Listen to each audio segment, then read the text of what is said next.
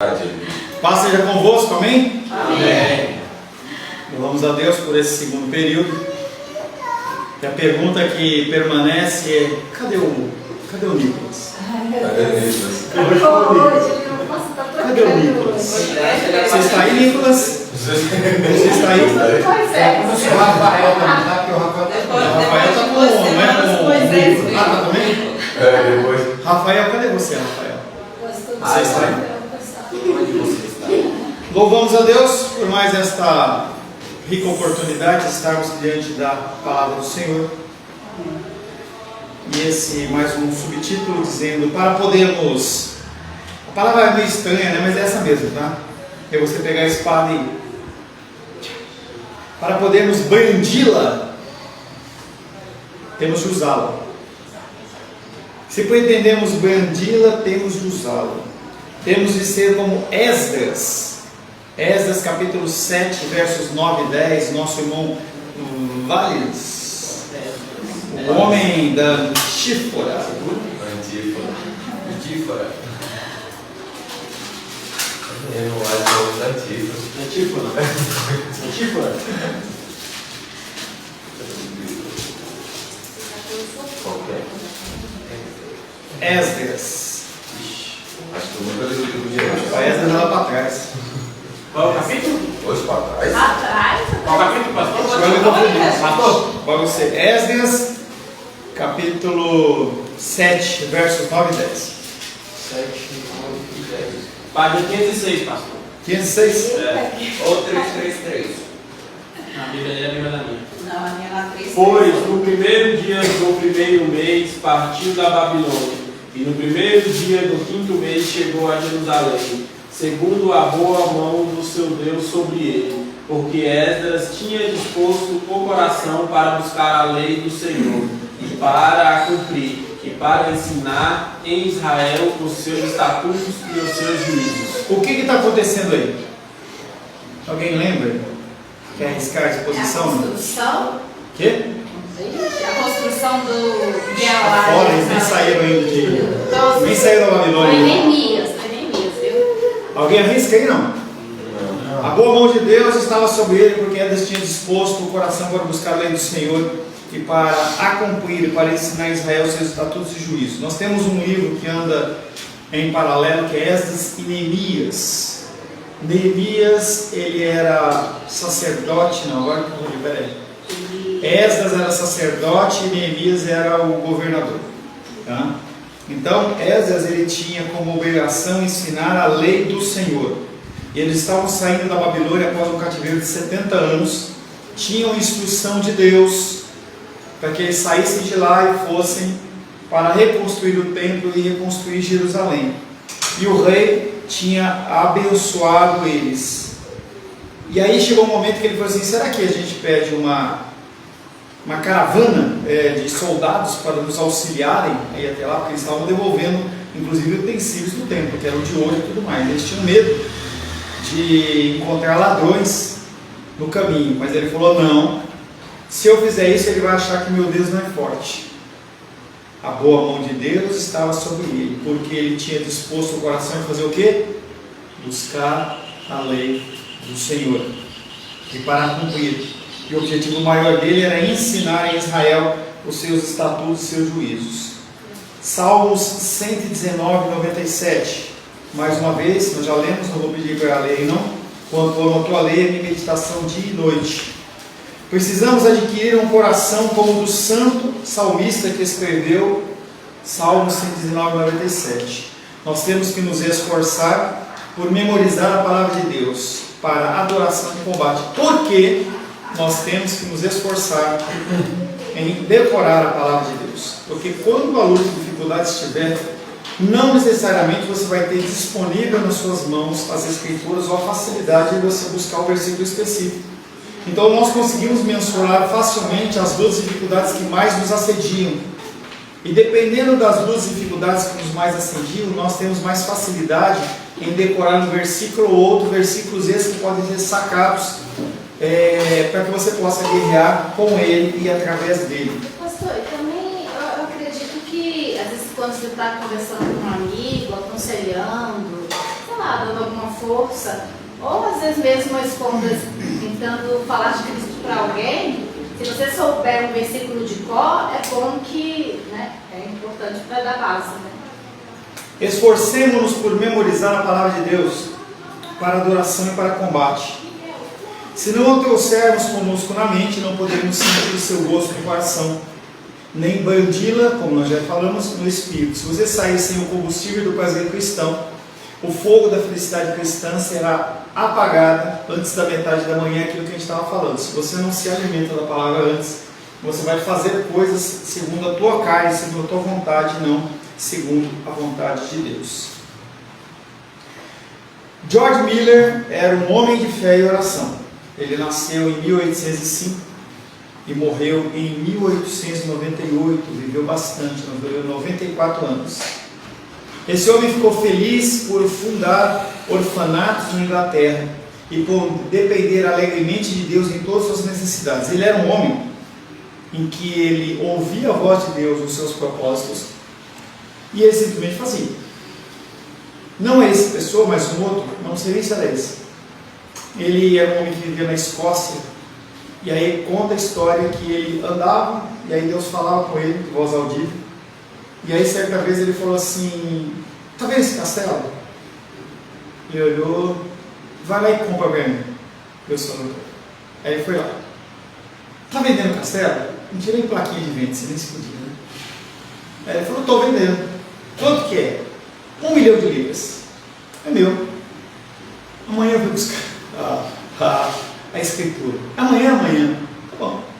E ele agia dessa maneira. Era um homem que tinha um relacionamento tão próximo com Deus que ele ouvia os seus desígnios e as suas vontades. Mas voltando para o nosso George Miller. Ele ficou famoso por fundar orfanatos na Inglaterra e por depender alegremente de Deus em todas as suas necessidades. Como ele alimentava sua alegria e fé? Em 1841, ele fez uma descoberta que mudou a sua vida.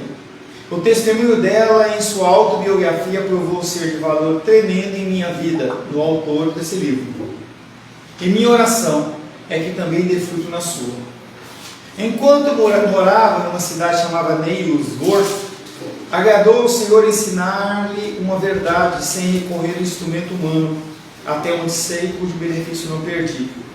Apesar de terem passado mais de 40 anos desde então, o que aprendi foi isso: vi claramente como jamais antes que o maior e principal assunto com o que eu devia ocupar-me todos os dias era ter a minha vida feliz no Senhor. Então, independente do que ele tivesse que resolver, a primeira coisa que ele fazia era buscar a Deus, se alimentar de Deus e alegrar o seu coração.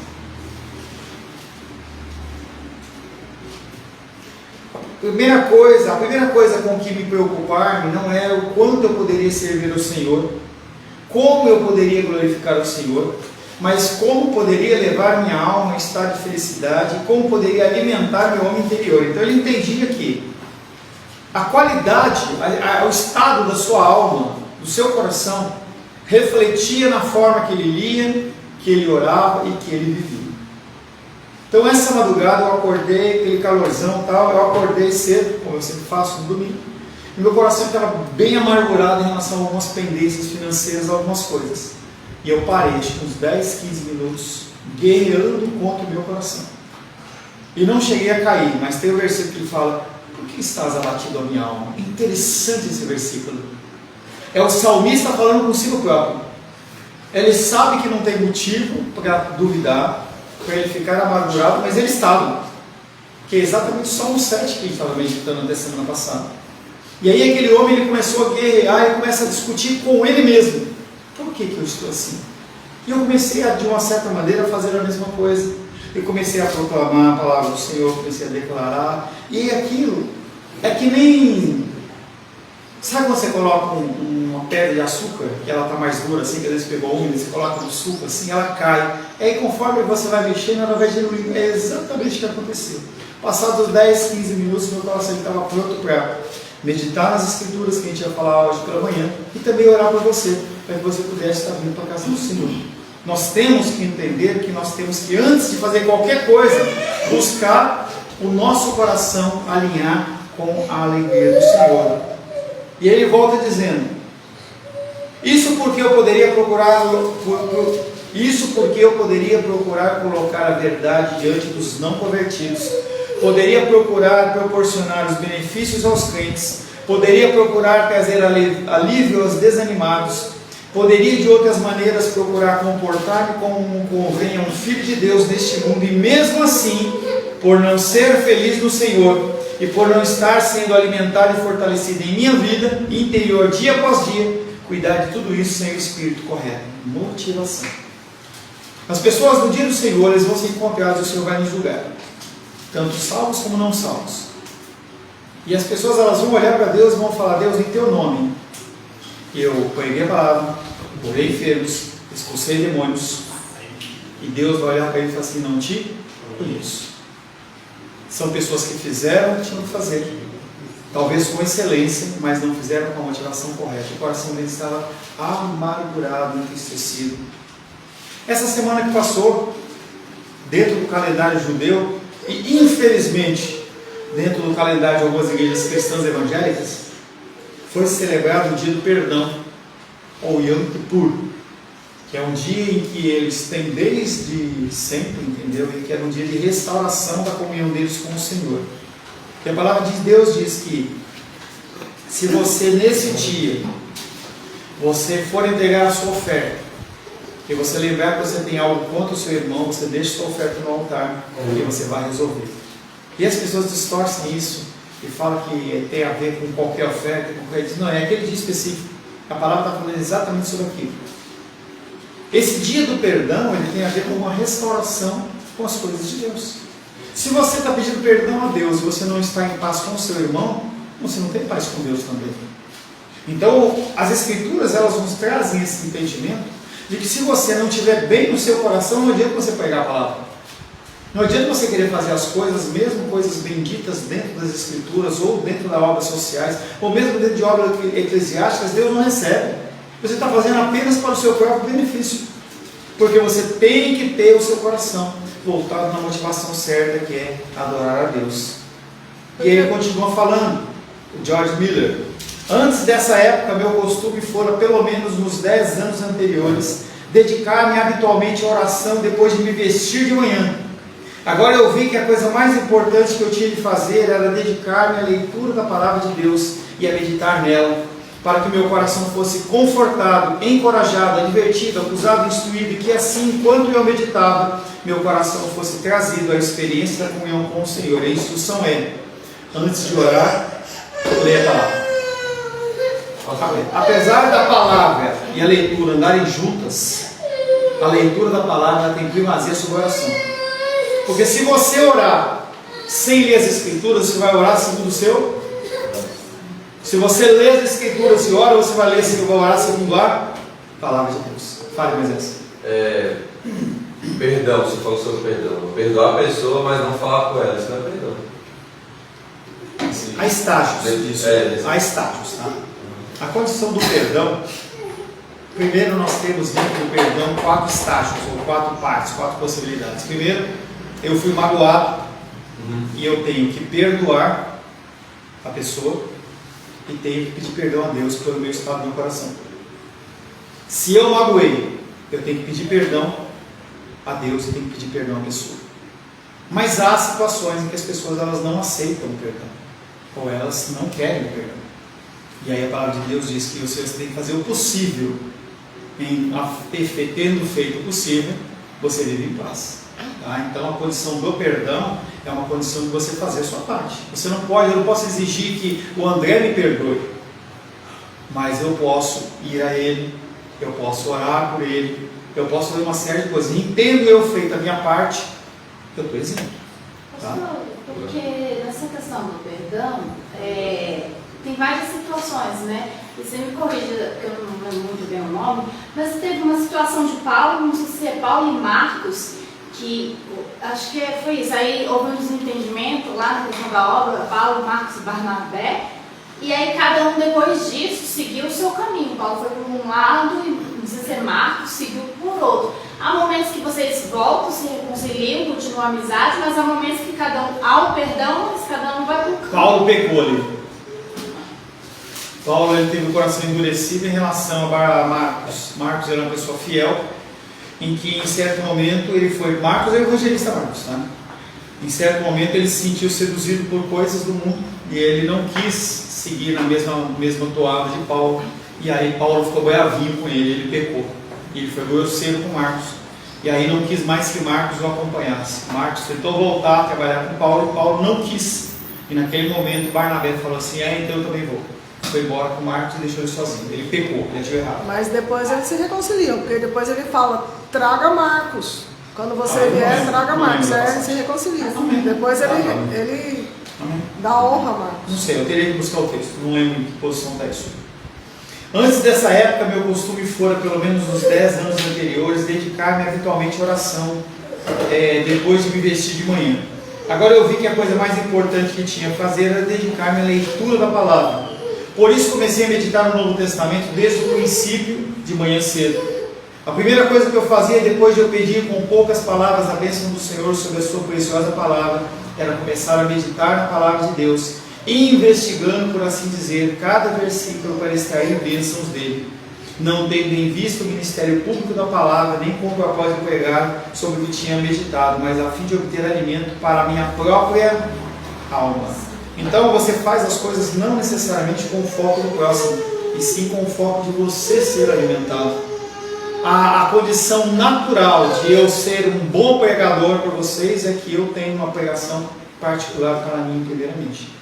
Se eu não tenho uma busca de uma palavra para mim, eu posso apresentar para vocês um sermão extremamente arquitetado, técnico, não sei o que e tal, correto, mas que não vai fazer nem efeito. Simplesmente é uma exposição. Eu estava falando com um pastor de uma igreja reformada, em que ele pregou uma palavra, e aí as pessoas foram tocadas por aquela palavra. E aí, quando ele foi perguntar para o pastor dele, ele falou assim, horrível essa pregação. Faltou a exegese, a hermenêutica, faltou o teste disso, daquilo. Entenda que esses elementos eles são importantes. Eu não posso vir aqui e trazer qualquer coisa para você. Tá? Você, como eu, já deve ter comido muita coisa e coisa estragada aí fora. Tá? Nós temos que ter uma estrutura das Escrituras. Nós temos que entender. Então eu tenho que falar do que eu estou entendendo. Eu tenho que estudar, eu tenho que meditar. Eu não posso pensar só naquilo que eu estou falando. Então, quando eu falo de Esdras, eu abro o leque e trago para cá de volta. Talvez não tenha conseguido alcançar, por exemplo, o que a Rosana está falando. Eu lembro dessa passagem, mas eu não lembro em que parte da história se está antes ou depois. Então, você tem que ter uma estrutura, você tem que saber o que você está falando. Mas não é o principal. Porque senão você vai falar uma coisa extremamente técnica. Fariseus, eles eram extremamente técnicos. E mesmo assim, eles não alcançavam as vidas. Cristo falava que eles eram vazios. O que eu vejo, eu também vejo muito a questão disso que você está falando, muita formalidade, né, técnica, eu estou falando, mas o principal que é o amor, né, que é o mais fácil, entre aspas, né, exercer o amor ao próximo. Tem eu vejo muitos pregadores que falam bonito e tal, mas às vezes nós mesmos, né, deixamos a desejar, que é fazer o amar ao próximo. O que é o mais importante? Esse fim de semana estávamos com um casal de pastores lá em casa e eu falava, mas tem tanto conceito técnico, tanto nome, entendeu? Você não consegue nem pronunciar direito, mas por que eu vou fazer isso se a pessoa não consegue nem demonstrar o amor? Vocês começam a demonstrar o amor, entendeu? Comece. Quando eu vejo as pessoas falando assim, poxa, eu quero ajudar nisso, quero ajudar naquilo, quero fazer um alimento aqui, eu começo a ver um brilho do amor. Então você pode aprofundar um pouco mais. Até lá não adianta você falar de outras coisas. Eu vou falar de coisas profundas para você. Se você não consegue fazer o básico, não adianta, não perda de tempo. E é algo que eu tenho procurado fazer. Então, voltando, é importante a estrutura, é importante toda uma técnica, tudo mais, mas você tem que traduzir uma linguagem que seja motivada para o amor. Descobri que o resultado quase invariavelmente é que depois de uns poucos minutos minha alma é levada a confessar, a agradecer, interceder, suplicar, de modo que apesar de eu não me dedicar à oração diretamente, mas à meditação, ela se transformava quase imediatamente em oração. Então a meditação das Escrituras, elas fazem com que você comece a analisar o seu ser, e mesmo que as orações elas não sejam proferidas de uma forma verbal, o seu ser ele começa a ser moldado segundo as Escrituras, em relação ao que as Escrituras querem que você faça ou seja. Depois de ficar assim, ele continua falando, depois de ficar assim por algum tempo, fazendo confissão ou intercessão, ou súplica, ou ação de graças, passo para as próximas palavras do versículo seguinte, transformando tudo à medida que continuo em oração por mim ou por os outros, de modo que a palavra me conduza, sempre mantendo em vista que alimentar a minha própria alma é o objetivo da minha meditação. Então, quando eu me alimento, é como um copo. Se você vai colocando água nesse copo e vai enchendo, vai chegar uma hora que ele transborda. E é exatamente isso que tem que alcançar vocês. É isso que tem que alcançar às vezes, o transbordar do meu próprio coração. Depois de ficar assim por um tempo fazendo confissão e intercessão, dando graças, passo para as próximas palavras ou versículo de seguinte. Então é a condição de você medita no versículo, passa para o próximo versículo e passa para o próximo versículo. Não é uma leitura que eu tenho que fazer 2, 3, 5, 10 capítulos. No início do nosso cristianismo eu até exijo que as pessoas façam isso, porque elas têm que ler as Escrituras. Eu estou fazendo uma leitura com a Ingrid lá, corrida, está lá. Ela lê, eu leio, vamos ler, entendeu? A gente não medita nada, mas vai chegar um momento em que vai ter necessidade da meditação. Foi a Aisla que pediu para mim, entendeu? Eu falei para ela meditar em Colossenses. Alguém me falou mais alguma coisa desse tipo nessa semana? Foi eu. Falei, hã? Foi eu. Então, eu falei, está na hora de você. Ele falou, estou meditando em Romanos. Eu falei, está na hora de você pegar um bom comentário. Porque, por mais que você medite, você tem possibilidade de, com o comentário bíblico, você já tem alguma coisa indicada, claro, que você pode se aprofundar muito mais nas Escrituras de uma forma muito mais rápida. É como, por exemplo, Moisés, lá e as aulas de Muay Thai dele lá. Se a pessoa for na internet, no YouTube, eles vai ver as mesmas coisas que o Moisés esteja falando. Mas quando Moisés, próximo a ele, dá as instruções, olha, não faz assim, pisa de tal jeito, é muito mais fácil dele crescer, dos alunos crescerem em conhecimento. É por isso que a gente se encontra na igreja. Eu me dedico para trazer para vocês algumas coisas, para te dar uma coisa mastigada, mas você não pode ficar só nisso. Então eu falei para o Alisson, bom comentário. Enquanto ele não falar, pastor, você tem um comentário para mim ver, só me indica um comentário, ele vai continuar na toada dele. E aí o que acontece é que o nosso crescimento, que poderia ser muito mais rápido, ele passa a ser um crescimento muito mais lento. Essa é a grande dificuldade, a grande diferença, por exemplo, de uma igreja neopentecostal e uma igreja ortodoxa. Dentro da igreja neopentecostal, as pessoas também crescem no Senhor, mas crescem numa toada muito mais lenta, muito mais devagar. Quando eu começo a falar para você dos meandros da palavra, trazendo para você estruturas dentro do cristianismo, você começa a exercitar a sua mente, e a sua mente ela começa a ficar mais ágil. Em qualquer área funciona dessa maneira. Quanto mais você se dedica, quanto mais você é mentoreado, esse termo é um termo que está em alta aí, quanto mais você é mentoreado no seu crescimento, mais rápido você cresce. O resultado disso é que sempre há uma boa parte de confissão, ação de graça, súplica, intercessão, mesclada com a minha meditação. E que meu homem interior é quase invariavelmente alimentado e fortalecido, até perceptivelmente, e que na hora do café da manhã, com raras exceções, estou com uma disposição específica e também feliz. Assim também o Senhor se apraz em comunicar-me aquilo que pouco tempo depois descobri que se torna alimento para outros crentes. Apesar de não ter sido em prol do ministério público da palavra, que me dediquei à meditação, mas para proveito do meu próprio homem interior, eu acabo alcançando outras vidas. É natural. As pessoas elas são alcançadas porque quando você transborda, não tem como as pessoas que estão à sua volta não serem alcançadas. Não tem como. Agora, se você não se alimenta, você não se cuida, o que acontece é que você é mais um poço seco. Se a pessoa tem um pouquinho de água, o que acontece é que aquela água vai para você, mas você não alimenta ninguém. A diferença entre o meu costume anterior e o atual é esta. Quando eu me levantava, começava a orar o mais rápido possível, e geralmente passava todo o tempo até a hora do café em oração, ou quase todo o tempo. Todos os eventos eu começava quase invariavelmente com oração, mas qual era o resultado? Eu passava 15 minutos ou meia hora, até uma hora de joelhos, até tomar consciência de ter recebido consolo, encorajamento, humilhação da alma, E com frequência, depois de ter sofrido com perda de concentração da mente pelos primeiros 10 ou 15 minutos, ou até meia hora, só então eu começava realmente a orar. Ou seja, se você não lê as Escrituras antes de orar, a sua oração ela fica circundando entre coisas que você já tem como padrão. As orações cristãs, elas costumam ser assim. Se você tiver uma roda de oração, você vai ver isso. Você faz a primeira oração. Quando você vai para a segunda, você muda o tema, a pessoa só muda o nome, mas ela faz a mesma oração. Ela está orando mecanicamente. Se você não tiver um tempo de calmaria, um tempo de meditação na palavra de Deus, a sua oração é mecânica. Comece a reparar na sua oração. Então como se você fizesse uma redação e colocasse o nome, Menismo. Aí eu falo, ora André. Aí tira Menismo e coloca André. Você faz a mesma oração. É a mesma coisa. Você estabelece no seu coração uma frequência e uma mecanicidade que não refletem a adoração a Deus. Que é exatamente o que ele está falando. Ele ficava de joelhos 10 minutos, 15, 1 hora. E aí quando ele percebia, então o coração dele começava a se sintonizar para ele começar a orar direito. Se você lê as Escrituras, a coisa muda. Porque aquilo que você está lendo, ele impacta naquilo que você pensa. Normalmente, quando eu começo a fazer os discipulados, a grande maioria dos meus discipulados, eles começam com o primeiro versículo do capítulo. Interessante.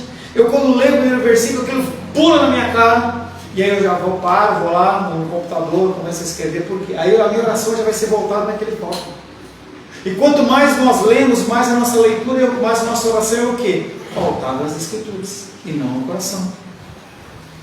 Agora, raríssimas vezes sofro dessa maneira, enquanto meu coração está sendo alimentado pela verdade, elevado à comunhão com Deus, eu falo com meu Pai e com meu amigo, sobre as coisas que Ele me apresentou em Sua preciosa palavra. Com frequência fico perplexo por não ter visto isso antes. Quantas vezes você, na leitura das Escrituras, você não se depara com um texto que parece que você nunca leu? Você fala, cara, não, eu já li 10 vezes a Bíblia e eu nunca vi esse texto. É Deus falando de maneira particular, para que você possa orar em relação àquilo, trazer aquilo. Nós, há um tempo atrás, fizemos algo, eu fui direcionado pelo Espírito, eu não repeti por causa disso, em que eu comecei a trazer os textos de Salmos para a gente fazer as orações. Foi muito legal, entendeu? E aí, os salmos pequenos a gente trazia, eu li o salmo rápido, 3, 5 versículos, eu falava assim, Rosângela, ora por isso. A oração era diferente, porque a pessoa ela tinha o salmo na cabeça e ela era direcionada pelo Espírito para fazer uma oração dentro daquele salmo. É algo que nós temos que tentar colocar em prática nas nossas vidas.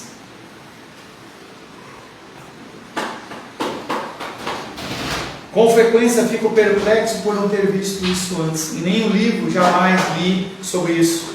Nenhum pregador já me apresentou a questão. Nenhuma conversa com um irmão despertou-me para esse assunto. Mesmo assim agora, desde que Deus me ensinou essa questão, ficou muito claro para mim que a primeira coisa que um filho de Deus tem que fazer de manhã após acordar é buscar alimento para o seu homem interior. Então a primeira coisa que você precisa fazer é ler a palavra. Faça uma breve oração, Deus me ilumina, para que eu entenda e você lê as Escrituras. Se é um capítulo, se é 10, como você assim o desejar. Mas você tem que colocar o seu coração na leitura, porque é a palavra que fala contigo.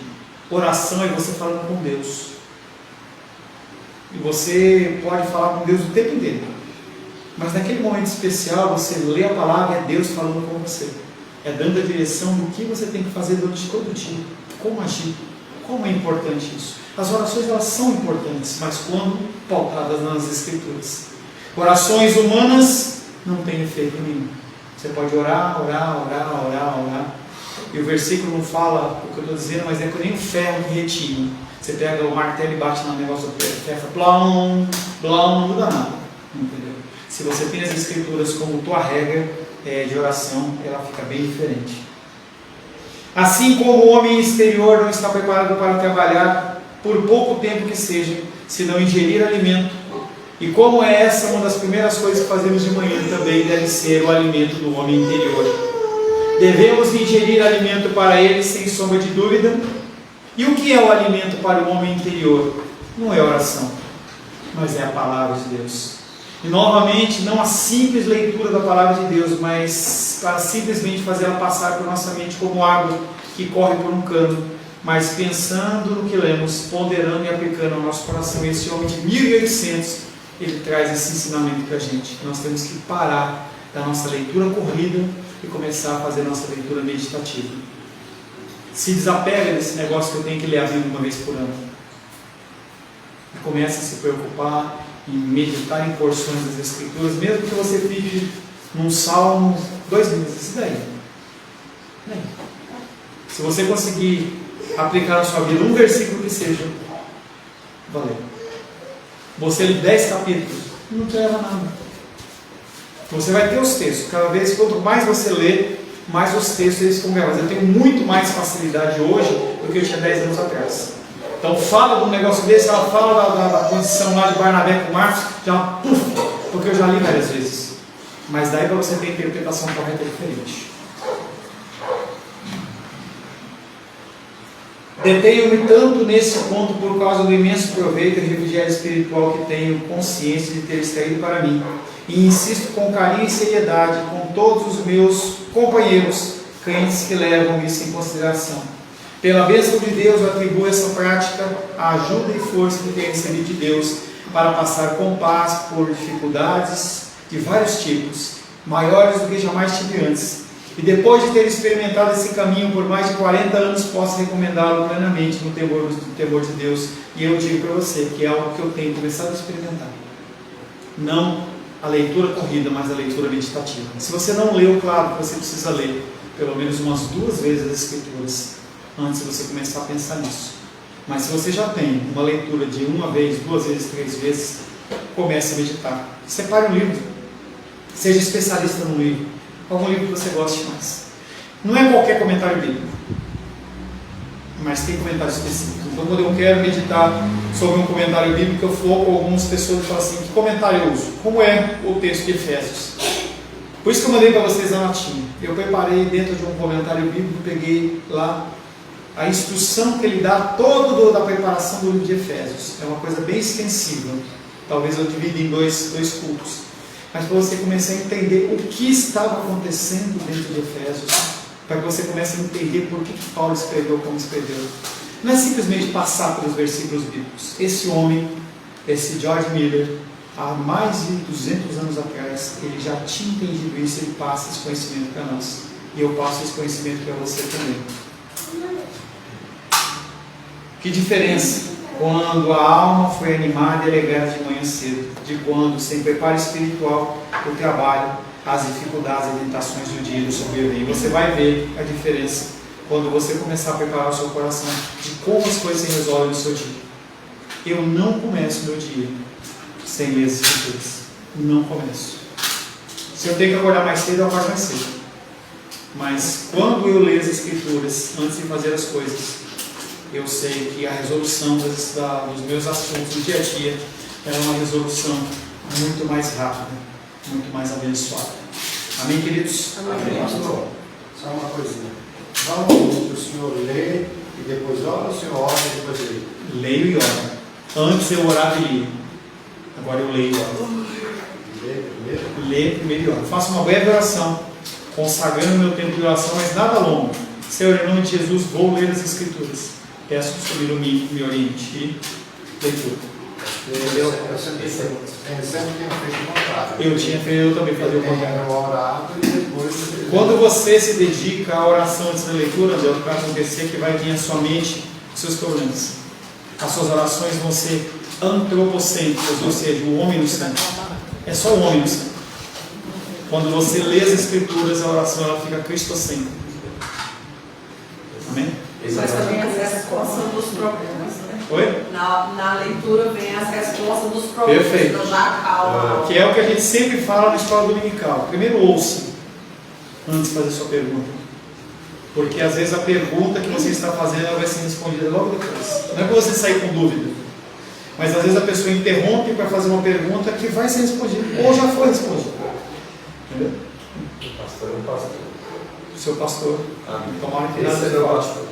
Senhor, em nome de Jesus, glórias a Deus. Senhor, em nome de Jesus, te louvamos, adoramos e bendizemos pelo teu amor, tua graça, teu cuidado. Quero pedir, Pai querido, que o Senhor nos guie, nos oriente, nos abençoe. Que o Senhor possa, Pai querido, fazer com que possamos, Pai, aprender mais de Ti, agir segundo o teu querer e segundo a tua vontade. Oramos em nome de Jesus. Amém. Graças ao nosso bom querido e amado Deus.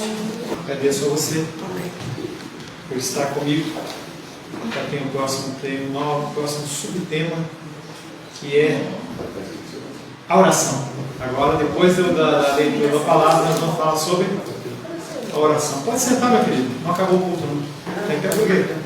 Hã? Espera um pouquinho e já resolve isso. Tá? Agradeço você pela sua disponibilidade. À noite estaremos, segundo a vontade de Deus, meditando em Efésios. Quero pedir que você chegue mais cedo, para que você possa cumprimentar as pessoas, tomar água, banheiro, fazer xixi, fazer tudo que tem que fazer. Tá? E nós possamos ter um tempo, orar. Tá? Você possa estar orando. Entendeu? Se você chega antes, você pode fazer todas essas coisas. Mas se você chega atrasado, entre e senta, fica quieto. Tá? Não é tempo de você poder mais nada. Tá? Minha mãe falou assim: Paulinho, seja mais manso com as suas ovelhas. Eu falei assim: não posso não, tem que ajudar, tem que ensinar eles para a guerra que há por vir aí. Ah, então tá bom. Ela fica lá de lá só falando que eu tenho que ser mais manso. Poxa, o menino está dormindo, não briga com o menino. A criança falou nos estudos passados, dependendo se a ovelha fugir mesmo, tem que quebrar a perna. Ô, misericórdia, o que eu estou perdendo? Que o amor de Deus Pai, que a graça salvadora de Jesus Cristo e a consolação do doce Espírito Santo seja sobre a nossa vida hoje e sempre. Amém, amém. Vamos em paz e que o Senhor nos abençoe.